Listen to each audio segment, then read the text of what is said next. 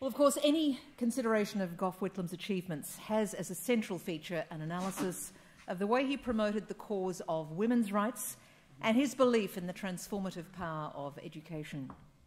When Gough was formulating policies around both, Iola Mathews was writing on the subject of education for the age and was one of the 10 founding members as well of the Women's Electoral Lobby. So please welcome Iola Mathews for her perspective. Thank you very much. I must just say something to the John Cain Foundation. Race and I have been married for 42 years and we've never been invited to speak on the same platform before. So I thank them for this unique opportunity. Well, as Maxine said, I was very fortunate to be education writer at the Age from 1970 to 1974, which gave me a unique opportunity to see the importance of this issue leading up to and the beginning of the Whitlam government. It was a very exciting time because it was a key issue leading up to the election and in the Whitlam government. And Gough himself said when he was interviewed years later by John Faulkner, when asked what was your greatest achievement, he said education. That was the only thing he said, education. So he regarded it as very high achievement. It was a time of absolute turmoil in education. I'm sure some of you would remember having been there at that time. There were strikes all over the place and there was huge upheaval in the universities and the schools. The universities were following on what had happened in Europe and America, completely in uproar about the Vietnam War and also wanting more say in what was going on in the universities and the running of the universities. Some of you might remember Albert Langer, the Maoist student leader at Monash University, who could get together 3,000 students on the lawn, break down the door of the administrative buildings, storm in, occupy the place, lock up the council and some of the administrators, harangue the Vice-Chancellor. This sort of thing was going on and on and on, mainly because of the war. And of course, there were draft resistors in jail. We were all of us of that generation were politicised by our opposition to the Vietnam War, and Whitlam was our hero. So he put an end to that in 1972 when he abolished conscription, let out the draft resistors and ended our involvement in the war. So the universities were in turmoil and the schools also were in turmoil. Particularly in Victoria, there were continual strikes by very militant teacher unions, especially in the secondary and technical schools. Paul Lindsay Thompson, who was the Minister for Education in the Liberal government at the time, probably dreaded opening the newspaper each day because there was a constant litany of problems which he couldn't fix. The teachers were on strike about the Teachers' Tribunal, which set their wages and conditions. They were on strike about qualifications. They only wanted people with a dip ed to teach. They were on strike about class sizes. There was a shortage of teachers. They were being flown in aeroplanes from England and Canada. The parents were also very bolshy at the time. They were taking their children out of school because of big class sizes and because they didn't have enough classrooms and the schools were run down. And one of those parent activists was a suburban housewife called Joan Kerner, whom some of you would know. And she was then...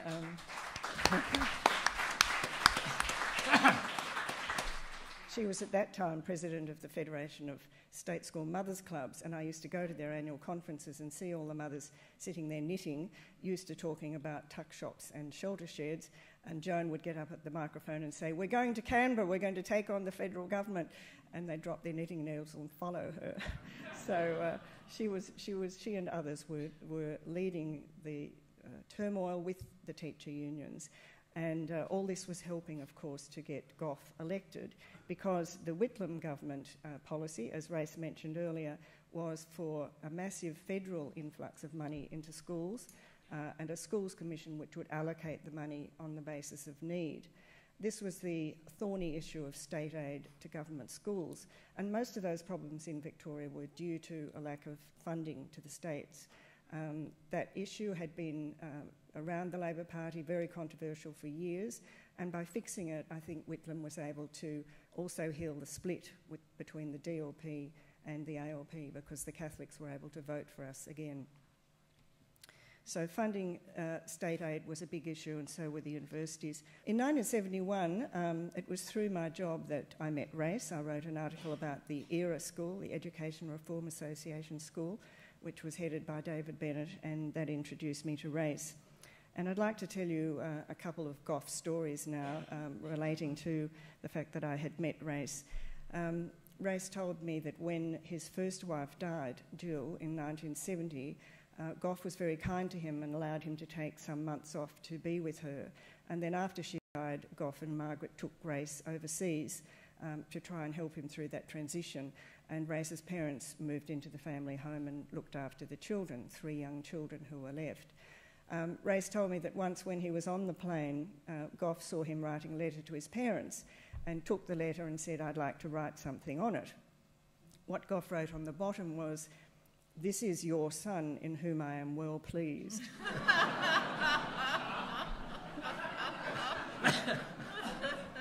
Some of you would know that's a reference to God and Jesus, but that wouldn't have deterred Gough.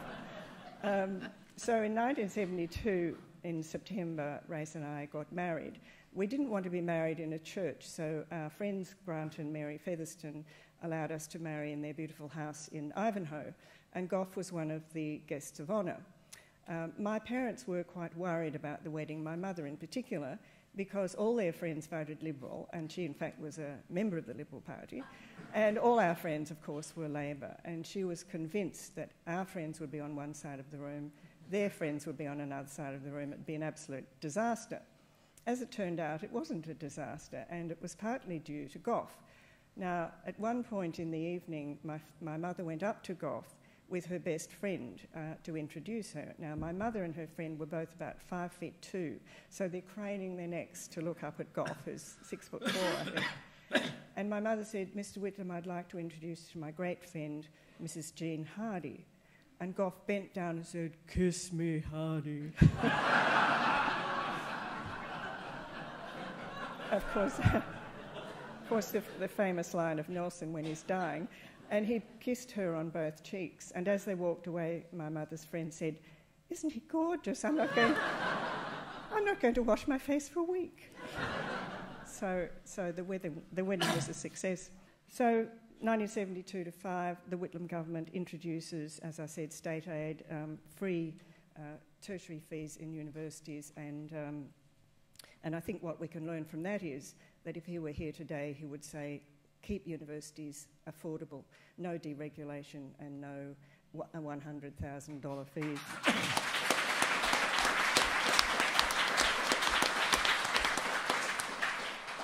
And I think if he were here and looking at the school funding, he would say, on the basis of need and no more money to these rich schools to buy another swimming pool or gymnasium or whatever it is that they need.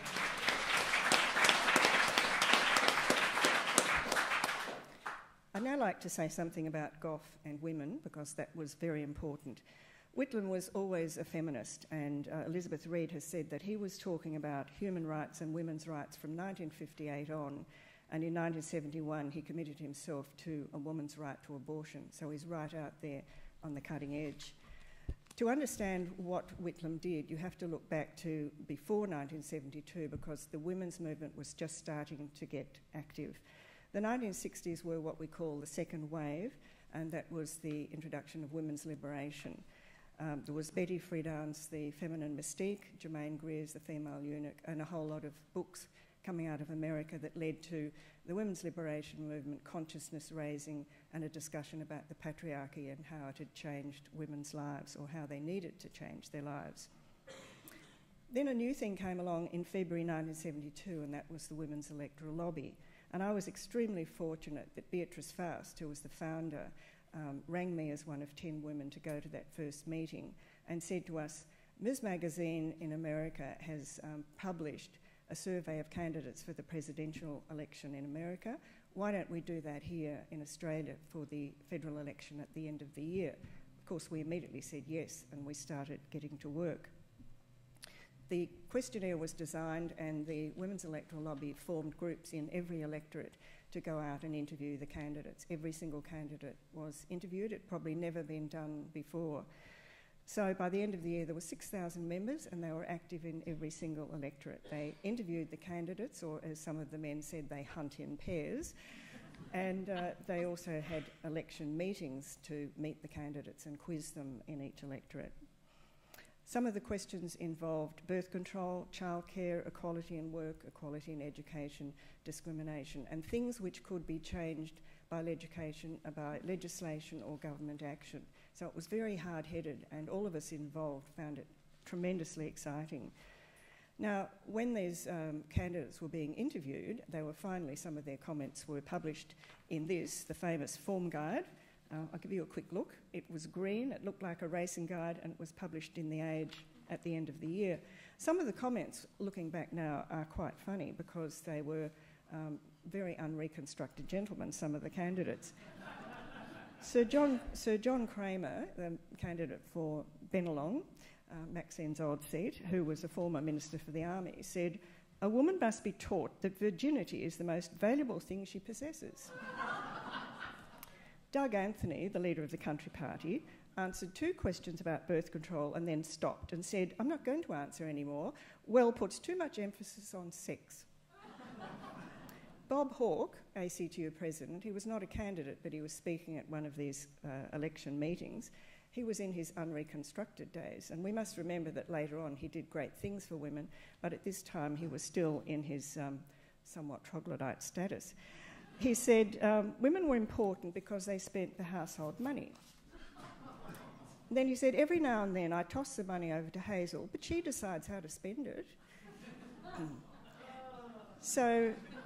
So the form guide was published, and this was mainly the Victorian results. Results in other states were distributed throughout the electorates, but it also gave some information about the leaders. So the top mark in Victoria anyway which was 40 out of 40 marks, went to David Mackenzie in Diamond Valley.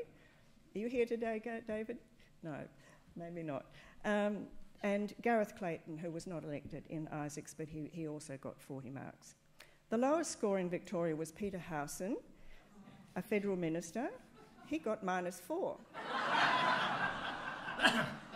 Now, he was the member for Casey, and the person running against him was Mathews. Race got 35, and I didn't coach him either. Billy McMahon, the Prime Minister, got 1. Gough Whitlam got 33. Malcolm Fraser, who always said he did well, actually only got 15. So in general, the Labor candidates did much better and had a big impact on the election, particularly the women voters. And in the next 3 years, Whitlam acted on almost every single thing that was mentioned in that questionnaire. Looking at the election in December 1972, Whitlam very quickly got cracking. In the first week, he reopened the federal equal pay case and gave Mary Gaudron the government brief. She was the first woman to be briefed by a federal government. He removed the tax on contraceptives and put the pill on the pharmaceutical benefit scheme. He announced funding for family planning clinics. He appointed Elizabeth Evatt a Deputy President of the Arbitration Commission, the first woman appointed to a judicial position by a federal government, and he appointed Liz Reid as his advisor on women's affairs. If you have a look at what the situation was like at the beginning of the Whitlam government, there were no women in the House of Reps, only Margaret Guilfoyle in the Senate, no women in any cabinet in Australia, very few women on boards or in companies at the top, no maternity leave, no paternity leave, virtually no federal funds for childcare, part-time work, superannuation for women or equal opportunity laws. And Whitlam changed a great deal of that. Some of his key appointments, let's look at those. Margaret Whitlam, I think, was perhaps the first one I should mention, and Gough always said she was his best appointment. She was a great role model, a great supporter of women's rights, a great advisor to Gough, and she was on the Advisory Committee for International Women's Year in 1975 and a delegate to the conference in Mexico City. Elizabeth Reid had an absolute killer job, and she was pilloried by the conservative media. She had more mail than anyone than Whitlam, and she only had one person to assist her. She had to look at all cabinet documents to look at their impact on women. She travelled all over Australia giving talks. She helped to establish many of the reforms for women and led the Australian delegation to International Women's Year. Sarah Dowse, the head of Women's Affairs branch set up under Whitlam in the Department of Prime Minister and Cabinet. Gail Radford, formerly Gail Walensky, appointed Director of the Federal Office for Equal Opportunity in the Public Service. Mari Coleman, Chair of the Social Welfare Commission, the first woman to head a government agency. Ruth Dobson, the first woman ambassador. And Joan Child, who was elected in 1974 as the first female Labor Member of Parliament in the House of Reps. Some of the policies you know very well, many of them were of vital importance to women as well as men. Medibank, obviously, tremendously important to women and their families. Education and training, I've mentioned that already, and because of the abolition of fees and because of the mature age entry being allowed without HSC, large numbers of women, particularly mature age women, flocked into tertiary education for the first time. And Gough was getting letters from them right up until his death thanking him for that change. There was also financial assistance in tertiary education through the Tertiary Education Assistance Scheme, and if their husbands were on a low income, women could qualify. Enrolments ballooned because of this in the universities, and there was also a retraining scheme that women could use called the NEAT scheme, National Employment and Training Scheme, which paid a living allowance. On equal pay, as I said, we had the 1972 case Equal Pay for Work of Equal Value, which was a big improvement on the earlier case, which was Equal Pay for Equal Work. In employment, the Commonwealth Public Service under Gough introduced paid maternity leave for 3 months, 1 week of paid paternity leave and flexible hours. On discrimination, Whitlam ratified ILO conventions and UN conventions which affected discrimination in employment and occupation, on equal pay and the rights of women. He gave funding for women's support services, women's health centres, refuges, rape counselling centres, neighbourhood learning centres, playgroups, and the Working Women's Centre, which became part of the ACTU. Family planning, as I said, cheaper contraceptives, family planning clinics, and the like. And in 1973, shortly after the election of the government, the Mackenzie-Lamb Bill was introduced, and Tony Lamb is here in the audience today and should get a pat. They introduced a bill to legalise abortions in the ACT. There was a huge outcry of opposition from the Right to Life and the Catholic Church, so it was unfortunately unable to get up. Race proposed an amendment whereby the whole matter would be referred to a Royal Commission. That was also defeated in the House, but Whitlam later took that up and set up the Royal Commission on Human Relationships, which did groundbreaking work. The Family Law Act, no-fault divorce in the family court, pensions for widows increased, the Supporting Mothers Benefit established, childcare including 1 year of free preschool education and funding for the new concept of community childcare, International Women's Year, and the list goes on.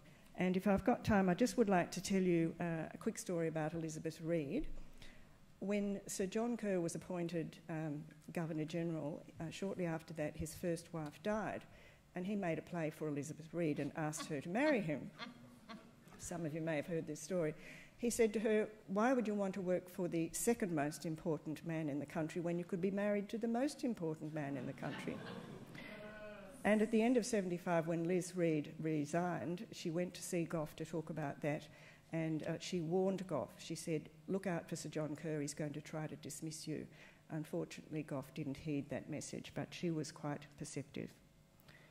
So if we look at where we are now, we have Whitlam and the rest of us couldn't have envisaged then that there would be a female Prime Minister, a female Governor-General, female Premiers, lots of women MPs and ministers, women presidents of the ACTU, women heading companies and boards. The Abbott government, however, is setting us back. They have only one woman in cabinet, and she's proud to say she's not a feminist. What are the lessons from Whitlam's achievements for women? Briefly, there's lots more to be done. Equal pay, domestic violence, childcare, work and family. You know what the issues are. We still have lots to do. We can gain inspiration from Whitlam. And I'd like to just conclude with a quote from Susan Ryan in her memoir called Catching the Waves. She said, "Whitlam bestrode this narrow world like a colossus. He redefined government." Thank you.